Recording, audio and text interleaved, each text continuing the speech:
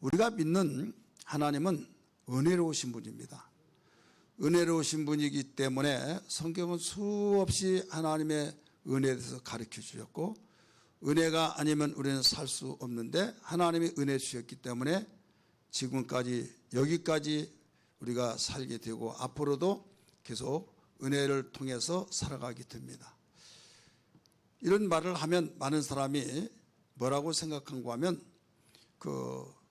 나는 은혜 없어도 살아. 그러면 하나님의 은혜 없이 살 수 없다고 한다는 것은 예수님 안 믿는 사람은 그러면 어떻게 사냐 이렇게 생각해서 그 은혜에 대해서 관심 없이 듣고 있습니다. 이건 은혜에 대한 무지 때문에 그렇습니다. 성경은 말합니다. 시편 103편 8절의 말씀 보면 거기에 같이 한번 읽을까요? 시작. 여호와는 긍휼이 많으시고 은혜로우시며 노하기를 더디하시고 인자하심이 풍부하시도다. 아멘. 이 풍부하다는 것은 풍성하다는 말이죠. 우리 인간이 얼마나 실수투성이고 실수면 봐줄만 하죠. 그런데 하지 말란 짓만 하고 또 꼭 해방자까지 살고 곁길로 간다고 한다면 부모가 자식 키워봐서 알겠지만 그런 부모가 그런 자식이 있다고 한다면 그러지 말아라 이러지 말아라 하면서 다 이릅니다. 다 이러다가 나중에는 그래도 이 곁길로 가면서 이제는 대응사고를 이제 칩니다. 그럴 때 내가 너 때문에 못 살겠다 하면서 이제 화를 벌컥 냅니다.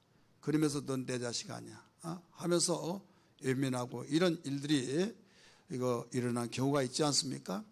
하나님께서 인격을 가지신 분이기 때문에 우리도 마찬가지예요. 하나님이 원하신 것을 하라. 원치 말 것을 해서는 안 될 걸 하지 말라. 이렇게 명령으로 되어 있잖아요.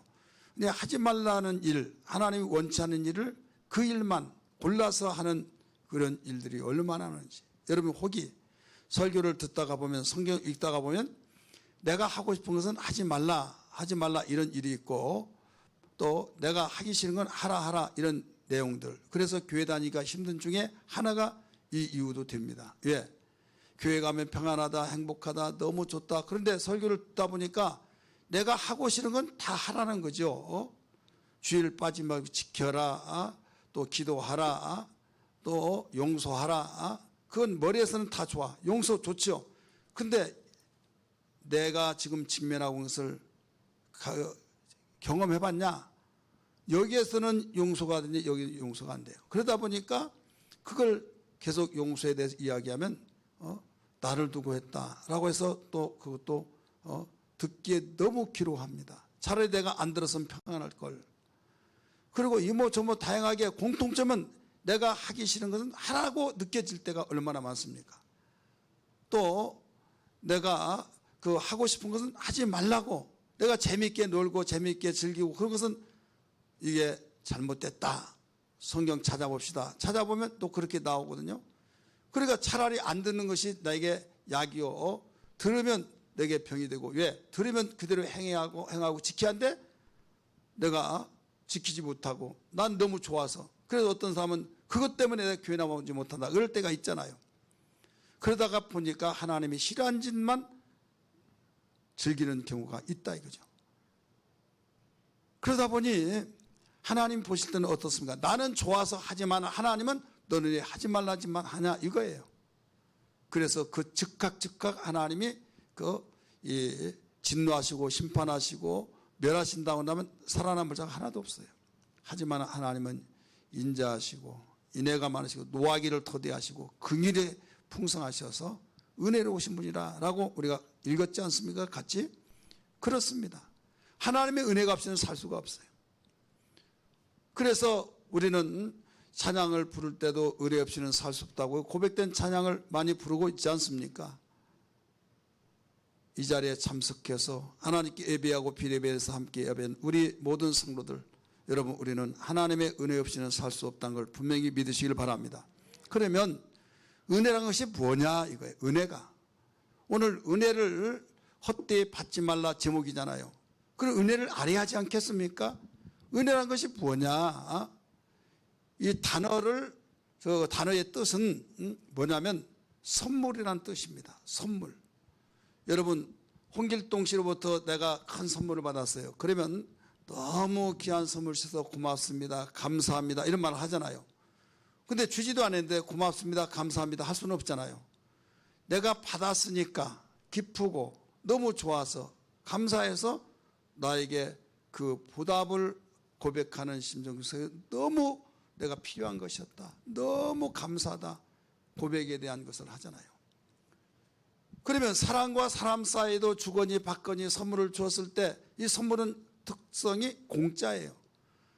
값주고 내가 필요해서 산 것이 아니라 나에게 주셨다 이거죠. 근데 주는 것도요, 악한 자가 주는 데는 그 속에 뭐가 목적이 있어요. 뭐가 끈끈성이 있다 이거죠. 근데 선한 자가 주는 것은요, 내가 주고 싶어서 사랑해서 필요할 것 같아서 주는 거예요. 그래서 악한 자로부터 받으면 반드시 탈이 납니다. 먹을 때는 기쁘게 먹었지만 탈이 나서 나의 영양가 보충시킨 것 그거 시키려고 먹은데 이미 있었던 것 다 합쳐서 빠져나가 버린다 이거죠. 그리고 곤욕을 치르죠. 근데 선한 자로부터 받는 자는 탈이 없어요. 예, 그가 좋아서 줬는데요, 다른 생각 두고 주지 않고 그냥 주면서 기뻐한 거예요. 여러분 주고 기뻐했을 때 여러분 경험하잖아요. 내가 사랑하고 내가 좋아서 주었습니다. 그가 달라고 하지 않았습니다. 근데 내가 관망하려고 관찰해 보니까 너무 필요해서 사야 할 텐데 너무 필요한데 하면서도 구경만 하고 그냥 돌아서고 그 모습을 보니까 너무 필요한 것 같아요. 그래서 선물을 해줬다 이거죠. 그럴 때 너무 기뻐하는 그 모습을 보고 본인도 기쁘지만 주는 사람이 기뻐요, 안 기뻐요? 기쁩니까, 안 기쁩니까? 선물을 안 줘봐서 모르는 것 같아요. 줘봐서 해야죠. 그래, 받는 사람도 기쁘겠지만 주는 사람은 더 기뻐요. 신기하잖아요. 내 돈 들여서 내가 사서 그 주었는데 왜 내가 기뻐요? 아유, 오늘 손해봤다. 경제 논리 보면 그렇게 되어진다. 하나님이 이렇게 기뻐하신 거예요. 그러니까 하나님께로부터 받은 선물은 탈이 없는 걸 믿기 바랍니다. 하나님이 행복해 하신 그 모습. 그래서 참 별스럽다. 참 이거 공짜로 준 것도 나는 공짜로 받았지만 그분은 값지게 정말 나를 치르고 주셨는데 이런 분이니까. 그래서 우리는 만입이 있어도 그분을 찬양하며 경배하며 영광 돌리고 감사 돌린 것이 우리 신앙생활이라는 걸 믿기 바랍니다. 여러분 이 은혜는 선물이에요. 근데 선물에는 한두 가지가 아니잖아요. 여러분 지금까지 살면서 선물을 얼마나 많이 받았습니까? 그러나 선물이 우리 그 많은 선물을 어떻게 낱낱이 다 이야기하겠습니까마는 우리 크게 분류해서 보면 두 가지입니다. 하나는 보이는 선물, 하나는 보이지 않는 선물입니다. 보이는 선물을 물질적인 선물, 이 눈에 보이는 것들 다 보이는 선물이에요. 그러나 보이지 않는 선물이 있어요. 이 선물을 영적인 선물, 신령한 선물 이렇게 보면 돼요. 하나님께서 인간을 만드시고 이 두 가지 선물을 주셨어요. 그러면 물질적인 선물을 어디에서 찾아볼 수 있느냐? 창세기 1장 28절에서 잘 가르쳐주고 있습니다. 같이 한번 읽을까요? 시작. 하나님이 그들에게 무엇을 주시고요? 선물을 주시며 복을 주시며 하나님이 그들에게 이르시되 생육하고 번성하여 땅에 충만하라. 땅을 정복하라. 바다의 물고기와 하늘의 새와 땅에 움직이는 모든 것을 다스리라 하시니라. 여기에 모두 다 보이는 복이에요. 보이는 복. 그 중에 하나 다스리는 복, 이것은 눈에 보이지 않죠. 근데 현상은 나타나죠. 다스릴 때 그대로 나타나잖아요. 동물들이 그렇게 싸나웠고 그 싸나운 맹수도 있고 또 날짐승도 있고 바다에 큰 물고기들이 생물들이 있지만은 하나님께서 두렵게 하시니까 다스리니까 여러분 우리에게 침범하지 못한 겁니다. 우리가 능력 있고 힘이 있어서가 아니라 하나님이 복 주셔서 믿으시기를 바랍니다. 창세기 1장 8절은 보이는 복, 물질적인 복이에요. 그런데 하나님께서 또 그 여기서 그치지 않고 보이지 않은 영적인 복, 신령한 복을 주셨는데 창세기 2장 3절 말씀 보실까요?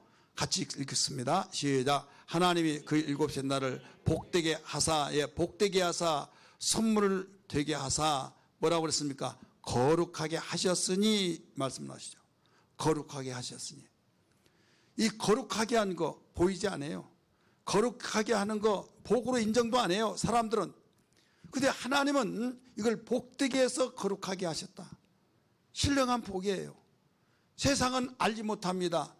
만약에 예수 믿으면서도 이 거룩하게 하신 이 복을 우리가 알지 못한다면 예수 믿는 사람에 대한 것을 다시 한번 자신을 진단해 보야만 됩니다. 예수님을 믿지 않는 사람들은 이 신령한 복을, 거룩한 복을, 영적인 복을 이런 복으로 이기지 않고 무시해 버립니다. 그러나 하나님께서는 우리에게 이 영적인 복인 신령한 복을 얼마나 귀하게 여겼는지 안식하기 위해서, 아무리 천하 만물을 다 내가 걸머졌다 할지라도 불안하고 안식이 되지 못한다면 이게 복이 되겠어요? 아니잖아요. 행복 속에 빠지지 않는 것은 기쁨과 평안입니다. 여러분, 그 많은 돈을, 그 많은 권력을, 그 많은 여러분 정말 많은 사람의 그 리더십을 가지고 있다 할지라도 마음의 평안을 느끼지 못하고 기쁨을 느끼지 못하는 사람이 얼마나 많이 있을까요? 그래서 극단적인 행동을 취한 사람이 있어요. 이 사람이 행복한 사람일까요? 아니에요. 그래서 하나님이 안식하시게 하시고 평안을 주셨어요. 마귀는 아무리 가장에서 광명의 천사의 옷을 입는다 할지라도 오히려 감출 수 없는 것이 뭐냐면 그 불안입니다. 그래서 사람이 마귀의 영을 통해서 살아간 사람은 불안하고 초조하고 그래서 막 벌벌 떨고 잠을 못 자고. 왜 그런 줄 아세요? 암흑의시같이 복 많이 받은 사람이 어디 있는데 너무 푸른데 뭐가 문제야, 뭐가 문제냐고 이렇게 말하지만 속으로 당신이 내 인생을 살아봤냐고 이런 사람들이 어렵지 않게 볼 수 있잖아요. 그것은 그 사람은 바로 영적인 복을 못 받아서 그래요. 영적인 복이 없기 때문에. 여러분, 예수 믿는 사람에게는 예수를 믿지 않은 사람 또 주변의 사람들이 물질적인 보이는 복이 많이 가지고 사는 사람이 있는데 나는 그보다 정말로 비하면 복을 못 받고 복을 받지 못한 사람같이 느껴진다 할지라도 나에게 평안이 있다, 정말 감사이고 기쁨을 가지고 사는 사람은 여러분 영적인 복을 이미 가지고 있는 겁니다. 믿으시길 바랍니다. 이걸 우리는 알아야 된다 이거죠. 선물이라고 하는 것은 정말 마음의 선물이라고 하잖아요. 마음 보여요? 안 보이죠? 근데 마음의 선물로만 드립니다 라고 할 때, 그럴 때 사람들은 그 말은 무슨 말을 못한, 나는 마음의 선물 같은 건 필요 없어, 보이는 선물을 얼마 되지 않더라도 그걸 좀 줘봐, 여기에 대해서 신경 쓰죠. 그러나 그가 얻고 힘들 때 뭔가 주고 싶은데 없다가 보니까 정말 그 눈에서 눈빛이 그 마음을 보여주고 있다 이거죠. 그러면서 그 마음의 선물뿐이 못합니다. 듣게 듣는 사람은 어떻게 들리는지 모르지만 나의 마음의 고백을 했어요. 여러분, 이것을 정말 깊이 알아차린 사람은요, 괜찮다고 고맙다고 두 손을 꽉 쥐어주면서 여러분 통한 거 있지 않습니까? 여기에서 마음이 얼마나 중요합니다. 이 사람은 없어서 못 주지만 있으면 얼마든지 줄 수 있는 사람이라는 걸 알게 됩니다. 사랑하는 성도들이요, 하나님께서는 우리를 만드시고 폐부를 살피시고 이 땅에 필요한 것이 무엇인가를 잘 알기 때문에 하나님께서 만든 그 사람들에게 이 복을 주셨어요. 어떤 복이요? 보이는 복, 물질의 복, 또 보이는 복뿐만 아니라 평안의 복, 신령한 복, 거룩한 복. 이 거룩한 이 신령한 복은 거룩성이 무너지면 모든 것이 크로집됩니다. 모든 닫혀버리는 거예요. 에덴 동산에 죄가 없었을 때 하나님께서 이런 거룩한 복을 주셨는데도 불구하고, 안식하는 복을 주셨음에도 불구하고 그가 닫혀버리던 이유는 뭡니까? 거룩성이 무너졌기 때문에. 그래서 우리에게 우리 주님이 마지막 날 밤에 아버지여 내게 준 자를 저들에게 보존하여 주옵소서. 아버지의 말씀으로 저들을 거룩하게 하옵소서. 아버지의 말씀은 진리입니다 라고 가르쳐 주고 있지 않습니까? 요한복음 17장 17절은 아버지의 말씀이 진리니 그 진리로 거룩하게 해달라고. 이게 무너지면 하나님과 장벽이 생기고 아무리 하나님께 딱 하고 싶으면 갈 수가 없는 거예요. 예수님이 십자가에 못 박혀 죽으시면서 이 장벽을 허물어 버리시고 모든 것을 통로를 열어놓으셔서 다 이뤘다고 했지 않습니까? 그러면서 이제는 너희가 그 신령한 복을 지켜라. 그래서 바울 사도는 골로새서 4장 2절의 말씀을 뭐라고 했습니까? 말씀과 기도로 거룩하여지니라 라고 하면서 말씀과 기도를 통해서 이 거룩한 복을, 신령한 복을 지키라고 말씀하신 거예요. 이해가 되시면 아멘 하십시다. 사랑하는 성도들이여, 오늘 우리는 예수님 믿지 아니한 사람이라 믿는 사람으로서 우리가 세상에서는 보이는 복만을 복으로 여기기 때문에 우리도 똑같이 그렇게 생각만 한다면 우리 하나님이 슬퍼하십니다. 내가 너에게 이 귀한 복, 너는 네가 보이는 복만이 최고라고 생각하지만 나는 전지한 자다.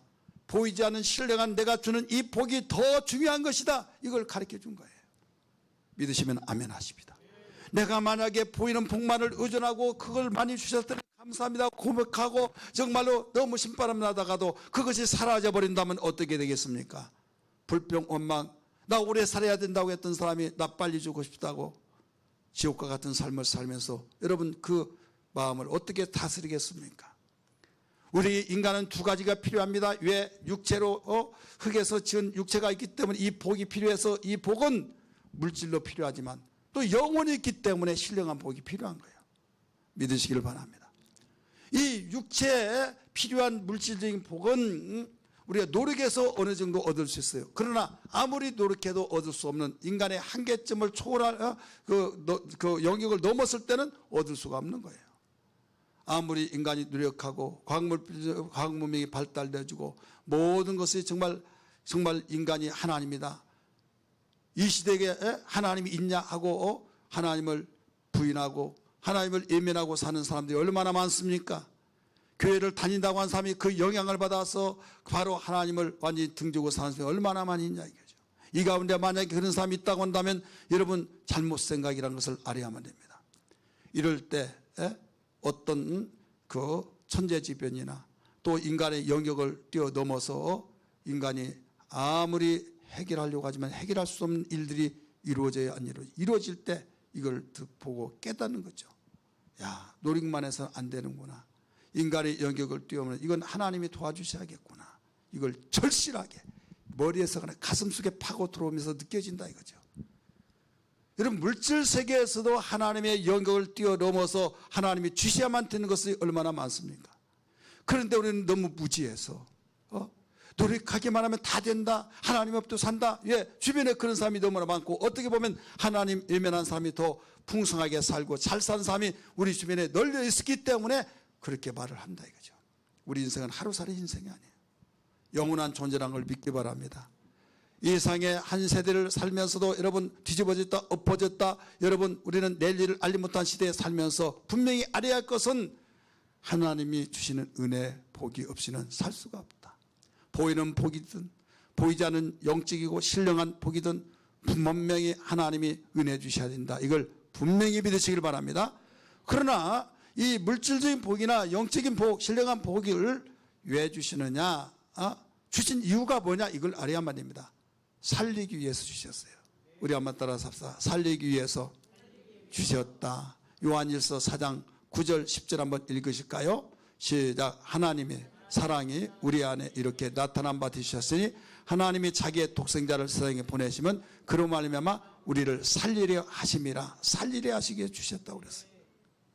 그 방법이 10절에서 가르쳐주고 있죠. 독생자 예수를 보내셔서 우리 죄를 속하여 화목제물로 그 아들을 보내셨다. 그래서 십자가 죽으심으로 우리는 살리심을 받았어요. 이게 은혜예요. 우리의 영적의 은혜. 예수님이 나를 위해서 죽으셨고 나를 살려주셨다는 사실을 여러분 이걸 누가 믿냐 이거죠. 예수 믿는 사람만이 믿지 않은 사람 믿지를 않아요. 예수 믿는 것이 가장 복 중에 큰 복이라는 걸 누가 믿습니까? 안 믿잖아요.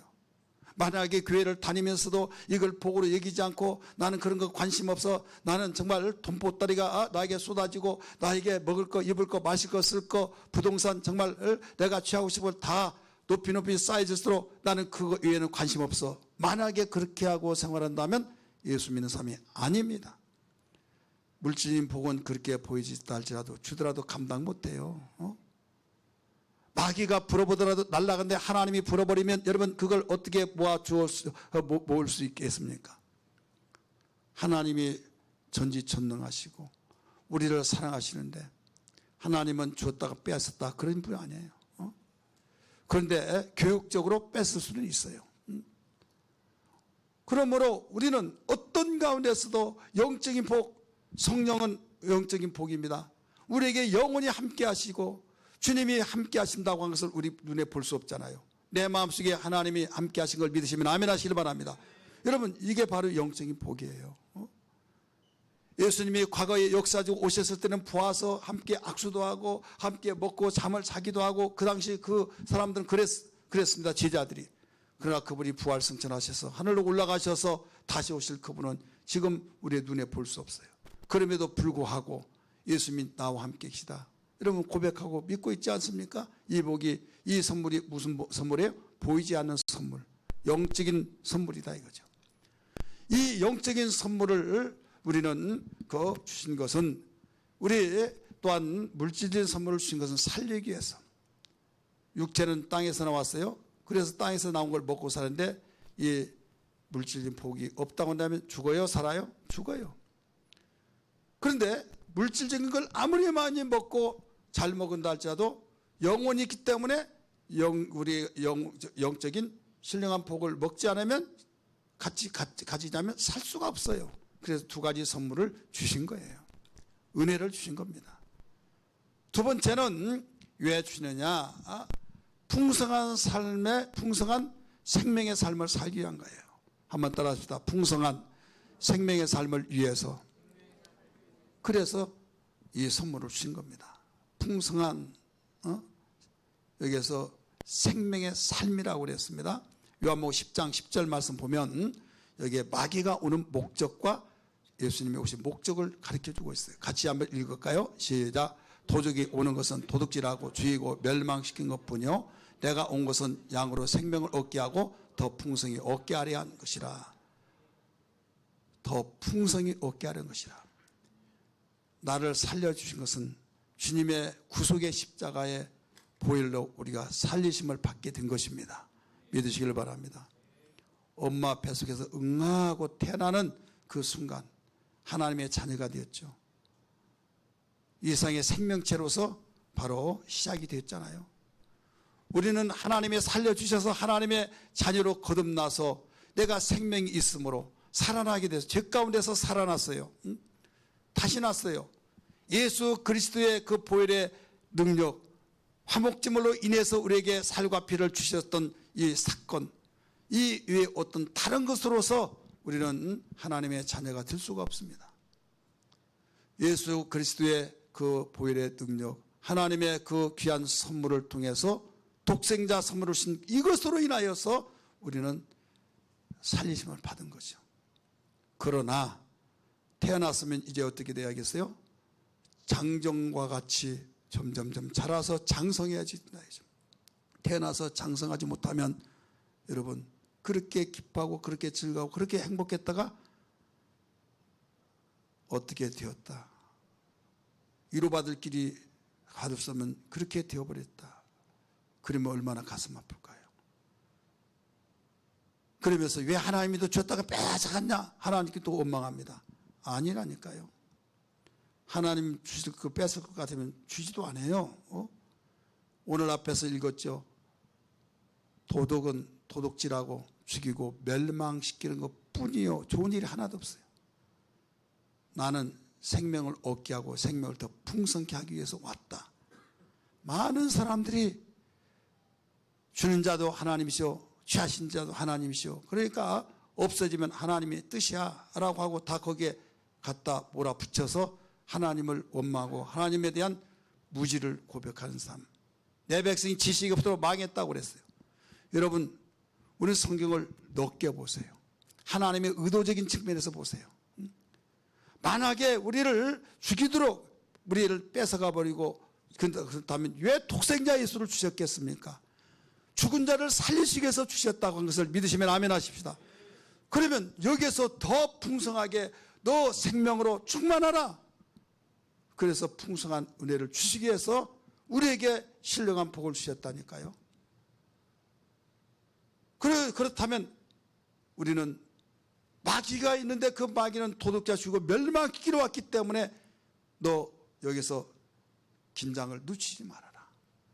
네 목숨을 네 생명을 빼앗아가려고 자가 있다. 그러니 네 힘의 영역을 벗어나면 너 할 수 없다는 걸 내가 알기 때문에 내가 무기를 주겠다. 세상의 권력으로 되지 않는다. 세상에 어떤 모습 되지 않는데 이건 영적인 신령한 복을 통해서 된데 내 이름을 네게 주겠다.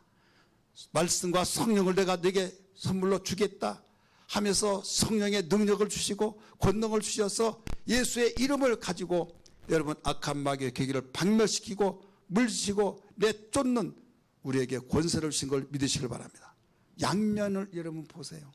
손은 손바닥만 있는 것이 아니에요. 손등만 있는 것이 아닙니다. 손바닥, 손등이 있고 여러분 손에 맨 끝에 손톱도 있고요. 여러분 우리는 하나님의 말씀이 나면 그 부분에서 내가 유리하고 내가 원했던 것만 딱 집어서 보다 보니까 하나님은 오해한 경우가 많이 있어요. 하나님은 살리시기 위해서 독생자를 주셨다고 그랬잖아요. 또 생명을 얻게 하고 더 풍성히 얻게 하려는 것이라 라고 말씀했어요. 왜 더 풍성히 얻게 하셔요? 너 그리스도의 분량이니까 장성하라. 장성해서 이제는 그동안에 네가 부모로부터 많은 은혜를 받고 살았지 않느냐. 또 내 영혼은 하나님께로부터 은혜를 계속 받으며 살지 않았느냐. 받으며 살았으니까 이제는 주어가며 살아라 이게요. 주려면 어떻게 힘이 있어야 해요. 따라서 주려면 힘이 있어야 된다. 받는 것은 내가 힘이 없다는 거예요. 그래서 여러분 우리가 유아 때도 받고 또 우리가 이 사회생활 하기 전까지 도움받으면서 생활하면서 죄송해요 막 이렇게 생활하잖아요. 그러나 내가 그 은혜를 많이 받은 부모님의 은혜 생각해서 사회생활하면서 이제는 소비 인력이 아니라 수입 인력이 되어졌을 때 직장생활에서 돈을 벌잖아요. 이제는 줍니다. 용돈을 드리기도 하고 또 남을 내가 고마움을 느꼈고 그동안 받았던 그 사람에게 어떤 어려움을 당했으면 줍니다. 그럼 이제 줄 수 있을 때 그러면서 우리가 서로 살아가는 것처럼 여러분 영적 일도 마찬가지예요. 하나님이 지금 오늘 처음 나왔는데 아무것도 모르고 지금 정말 마음 평안하다 그런데 느닷없이 막 주라고 하면서 그런 분이 아니다 이거죠.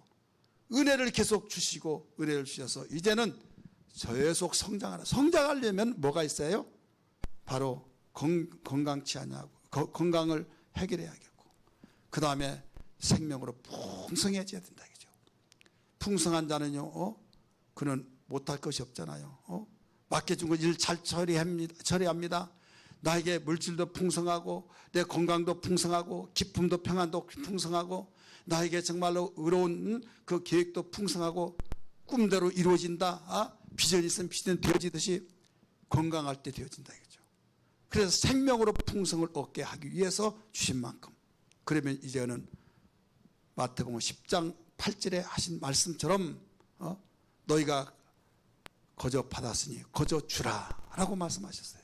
따라서 합시다. 너희가 거저 받았으니 거저 주라 말씀하고 있지 않습니까?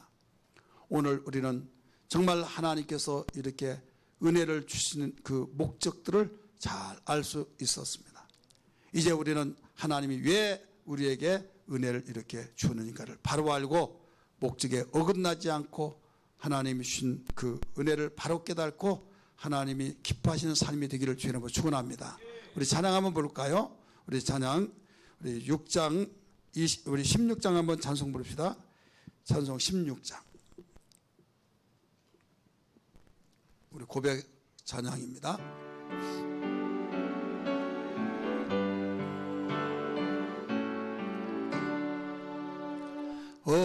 은혜로우신 하나님 우리 주 하나님 우리 만물 만들고 우리를 택하여 사랑하는 자녀로 삼아 주신 것 그 은혜가 고마워 찬양합니다. 하나님의 독생자 우리 주 예수님 우리들의 모든 죄 다 씻기 위하여 이 세상에 오셔서 십자가 지신 그 큰 사랑 그 은혜 찬양합니다.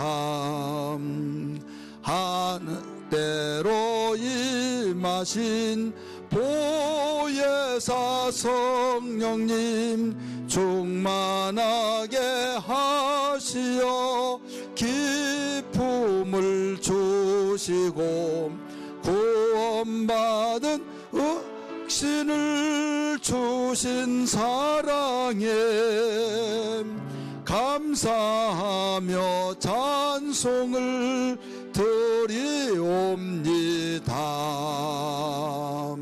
아멘. 아멘. 하나님은 존재하셔서 이렇게 필요한 선물을 주셨으니 우리는 선물을 주실 때마다 감사하고 정말 사모하는 마음이 되어야 될 줄 믿습니다. 오늘 바울은 많은 은혜를 받고 정말 하나님이 기대하고 있는 그 교회, 고린도 교회 문제가 일어나요. 왜? 육신의 생각이 그들에게 들어오고 또 마귀가 역사하고 하다 보니까 성령의 은혜도 많이 받고 한마디로 말해서 성령의 선물을 많이 받고 그 주님의 구속의 은혜도 받고 또 물질적인 축복도 많이 받고 그런데 어느 날 초상집이 되어버렸어요. 그래서 부랴부랴 그 문제를 수습하기 위해서 첫 번째 편지를 띄웠어요. 이 편지가 고린도 전서입니다. 해결될 줄 아는데 끝까지 고집을 피우고 그 자기 잘났다고 나는 잘못했다고 하면서 끝까지 나가니까 거기에서 너무 가슴 아파하면서 두 번째 편지를 띄웠어요. 그 두 번째 편지 띄운 것이 고린도 후서입니다. 오늘 본문은 어디입니까? 고린도 후서 6장 1절 2절입니다. 이런 말씀 말이에요. 1절의 말씀 보니까 우리가 하나님과 함께 일하는 자로서 너희를 권하느니 하나님의 은혜를 헛되이 받지 말라라고 말씀해요. 여러분 이 말씀의 뜻은 뭐예요? 제목의 그 뜻, 하나님의 은혜를 헛되이 받지 말라. 헛되이 받지 말란 말은 긍정적인 측면에서 보면, 긍정적인 명령에서 보면 하나님의 은혜를 반드시 받아라 이 말이에요. 소극적인 명령이라고 한다면 하나님의 은혜를 헛되이 받지 말라 이 뜻이에요. 그러니까 헛되이 받지 말라는 것은 다른 말이 아니에요. 하나님과 함께 일하는 자로서 반드시 하나님의 은혜를 받아야 된다 이런 뜻입니다. 믿으시기를 바랍니다. 그러면 하나님의 은혜를 받아야 하나님과 함께 일하는데 그럼에도 불구하고 오늘날 하나님의 은혜를 헛되이 받고 있는 사람이 있더라 이 말이에요. 어디에서부터 있었어요? 저는 그 이전에는 잘 몰라요. 그런데 고린도 교회에 있었더라 이거죠. 그렇다면 이 자리에 참석하는 여러분 다른 사람 말고 나 자신이라고 하는 측면에서 볼 때 성경은 거울이라고 해서 나를 보여주는 거울을 비춰보니까 내 모습을 알 수 있듯이 나는 하나님의 정말 일을 함께 하나님과 함께 일하는 자로서 하나님의 은혜를 헛되이 받았는지 안 받았는지, 하나님의 은혜를 반드시 나는 받아야 된다고 하면서 애통히 여기며 은혜를 받지 못하면 속상해서 밥맛도 없고 잠도 오지 않고 정말로 내가 하나님의 은혜를 받아야겠다 금식하고 때로는 철회하고 때로는 정말 결단하고 정말 어떤 일이 있더라도 이 일은 내가 넘어가서 안 될 일이다 하면서 몸부림치면서 하나님의 은혜를 받기 위해서 준비하고 예배 시간을 위해서 정말 하나님의 은혜를 받는 이 시간에 내가 어떤 일이 있더라도 하나님의 은혜를 받아야 된다. 그냥 가면 나는 속상해서 나는 견딜 수 없다 하면서 여러분 이렇게 준비되면서 예배를 드리고 정말 어떻게 하다 보니까 딴 생각이 나고 졸음이 와서 헛된 생각, 이건 아무도 봅니다. 자기만이 압니다. 물론 눈을 끄뻑끄뻑하면 저 사람 졸고 있구나 하지만 생각을 다른 데 둔다고 한다면 자신만이 알고 있어요. 그렇다고 한다면 여러분 하나님의 은혜를 헛되이 받을 수밖에 없는 거예요. 왜? 하나님의 은혜는 말씀을 통해서 받을 수밖에 없는 거예요. 믿으시길 바랍니다. 물질의 복은 여러분 일하고 하나님이 거기 밀어줄 때 받지만은 영적인 복은, 신령한 복은 말씀을 통해서 받게 돼 있어요. 성령의 역사를 통해서 받게 됐어요. 사모하는 자에게 인격적인 하나님이 주시게 되는데 이 신령한 복이 나에게 주어지지 못한 것은 하나님의 은혜를 헛되이 받기 때문에 그렇다 이거예요. 이 자리에 물론 다 그렇게 헛되이 받는 사람 없겠지만은, 그러나 여러분, 나는 하나님과 나 사이만 제일 잘하는 내 자신이 그렇다고는 어떻게 하겠어요? 적극적인 명령에 따라서 하나님과 함께 일하는 자로서 하나님의 은혜를 반드시 받아야 될 줄 믿습니다. 이런 신앙 되기를 주님으로 축복합니다. 그런데 어떤 사람이 있었다고 그랬어요? 하나님의 은혜를 반드시 하나님이 일하려면 받아야 된다. 그럼에도 불구하고 하나님의 은혜를 헛되이 받는 자가 있다. 그럼 하나님의 은혜를 헛되이 받는 것이 뭐냐? 나는 헛되이 받는 것 같지 않은데, 여러분 나름대로 느껴진 대로 성령이 깨닫게 해주신 대로 많은 것을 더 발견할 수 있지만은, 제가 발견하고 이 설교를 준비하기 위해서 기도하고 묵상하고 저에게 깨닫게 하신 말씀 마음속에 심겨지고 하나님께서 그 강력하게 신비에 새겨준 말씀이 두 가지로, 시간 때문에 두 가지로만 정리해서 말씀했어요. 하나는 하나님의 은혜 없이도 나 살 수 있다라고 생각한 사람은 절대로 하나님의 은혜를 헛되이 받을 수밖에 없는 거예요. 하나님의 은혜 없이도 나 살 수 있다. 한마디로 하나님의 은혜가 필요 없다 이거죠. 세상 살아가는데 뭐 하나님의 은혜가 그렇게 필요하냐? 이런 필요하다고 한다면요, 거기에 관심을 안 가질 수가 없는 거예요. 그렇습니까? 안 그렇습니까? 어느 날 그 백화점 그 시간이 되지도 않았는데 막 줄을 쫙 섰어요. 봤더니 뭐 준다고 했나 봐요. 그러니까 그거 받으면 내가 있는 것도 받을 수도 있고 필요한 것도 받을 수도 있어요. 그런데 시간 그렇게 들어가면서 거기에 줄을 서가면서 선물하는 거 좋으니까. 그런데 하나님의 은혜, 여러분 얼마나 중요할까요? 하나님의 은혜는 그보다 더 중요한 걸 믿기 바랍니다. 그럼에도 불구하고 헛되이 받는다. 하나님의 은혜가 나에게는 필요 없다라고 생각이 되어지니까, 가치성을 모르니까 헛되이 받는 거예요. 아니요 할 수 있습니까? 가치성이 없다 이거죠.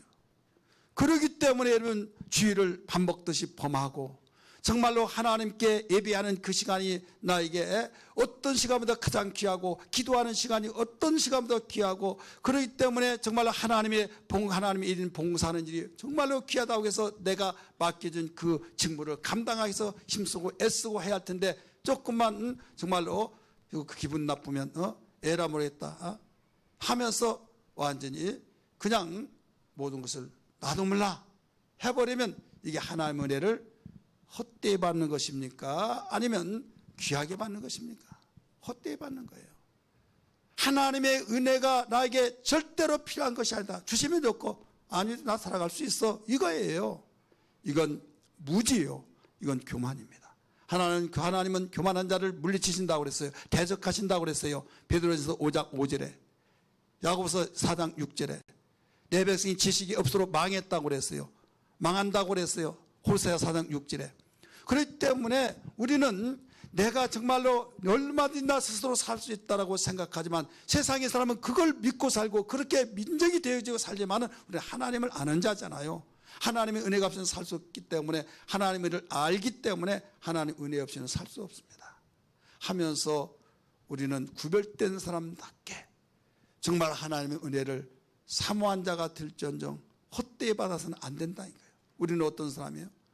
우리는 밥만 먹고 내가 사회생활하고 내 집안만 돌보고 그걸로 끝이 아니라, 우리는 플러스 알파가 하나님의 일을 하는 사람. 믿습니까? 믿으시면 아멘 하시기 바랍니다. 하나님이 일하는 사람이, 오늘 1절에 그렇게 말했잖아요. 우리가 하나님이 일하는 사람으로서 하나님의 은혜를 헛되이 받지 말라고 말씀했잖아요. 그래서 어떤 일이 있다, 우리는 구원대를 지금 선포했습니다. 이제부터 시작되어서 우리 10월 15일까지 전도하고, 이제는 16일 날 예비 신자를 초청해서 우리 이 일이 이제 시작됐어요. 그렇다고 한다면 정말 내가 우려도 힘써도 안 돼, 힘들다고 하니까 우리가 모든 포기하고, 할 사람도 없고 하니까, 그런 데는 직장을 다녀. 그래도 밥은 먹어요. 내가 하고 싶은 것은 다 하고 있어요. 왜 그렇습니까? 그건 내가 너무 귀중하고, 하나님이 일은 나 힘드니까 안 하고,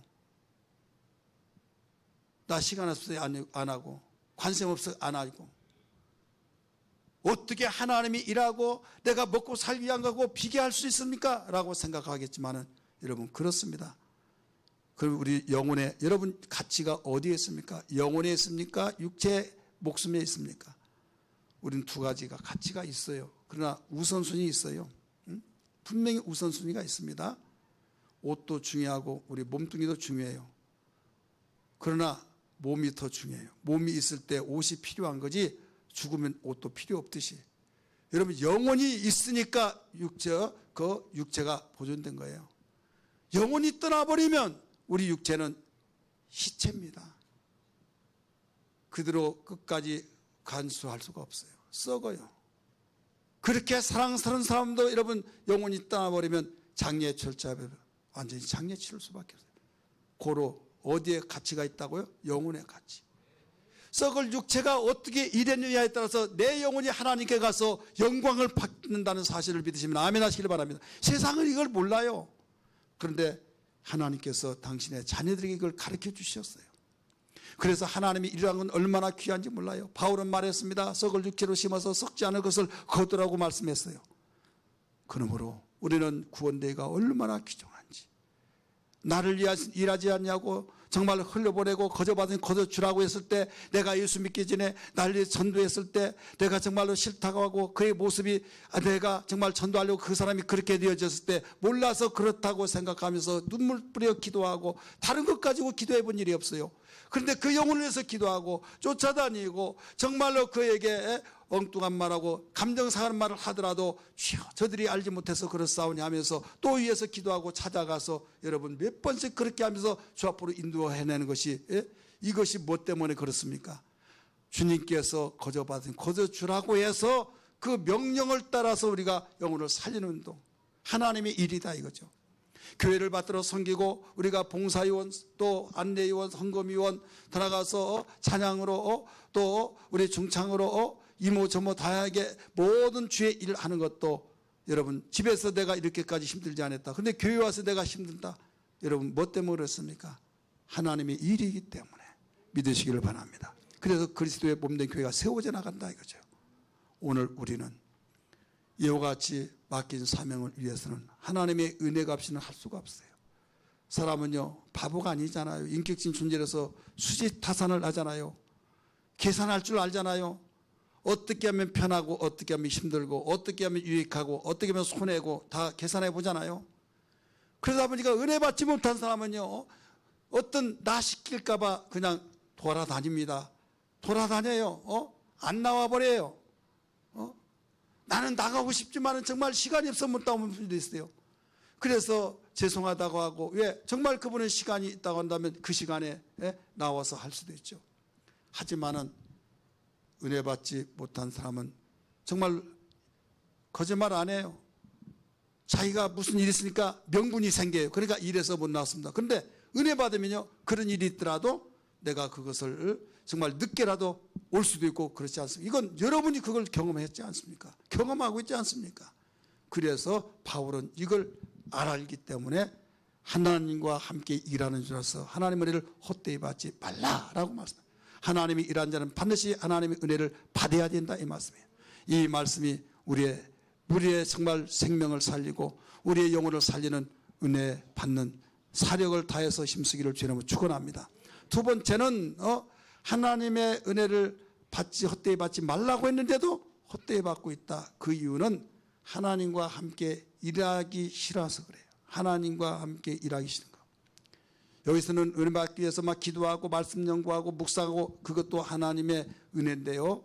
여기서는 이제 내가 성숙했어요. 성장했어요. 그러면 하나님의 은혜를 받는 것은 어떻게 받느냐? 들음으로 받고 내가 순종으로 받는데 여기에 우리 장성하기 전에는 계속 먹여줘요. 먹여주고 이제 자라서 이제 성이 될 때는 내가 모두 자립하잖아요. 내가 모든 걸 헤쳐나가잖아요. 그와 같이 하나님의 은혜를 받으면 헤쳐나가는데 어떻게 헤쳐나가느냐? 바로 이제 계속 흘려보내는 거예요. 내가 받았기 때문에 주는 거죠. 그러면서 대인관계가 사회생활에 움직이면서 내가 어려움을 당했을 때 그들이 또 협력하고 돕고 막 그러지 않습니까?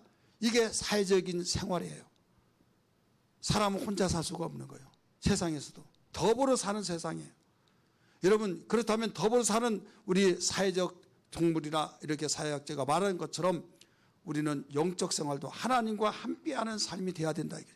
예수님 오신 목적이 뭡니까? 예수님이 오신 목적이 뭐라고 내가 요사에 계속 강조하고 있잖아요. 예수님 오신 목적이 다른 거 아니라 우리를 죄 가운데 구원하시기 위해서 오셨다. 맞습니다. 그런데 함께하기 위해서 궁극적인 목적으로 오신 겁니다. 하나님이 함께하시기 위해서 오신 것을 믿으시길 바랍니다. 죄 때문에 함께할 수 없기 때문에 죄 문제를 해결하시고 세상 끝날까지 내가 너희와 함께 있으리라. 보라 처녀가 아들을 낳으니 그 이름을 임마누엘이라 하리라. 이는 하나님 우리와 함께 계심이라. 이것 때문에 하나님께서 독생자를 보내주신 거예요. 함께 하시려고 하는데 죄 때문에 함께 할 수 없어요. 그래서 죄 문제를 해결해 주신 먼저 할 일이라 하셔서 그 일이 죄를 구원하시기 위해서 오셨다고 말씀하신 거예요. 여러분, 우리는 하나님의 일을 내가 정말 하기 싫어하는 거, 인간이기 때문에 그래요. 피곤하고 힘들고 시간도 되지 않고 그러잖아요. 하지만은 내가 해야겠다고 하는 그 마음은 기도해야 하지 않겠습니까?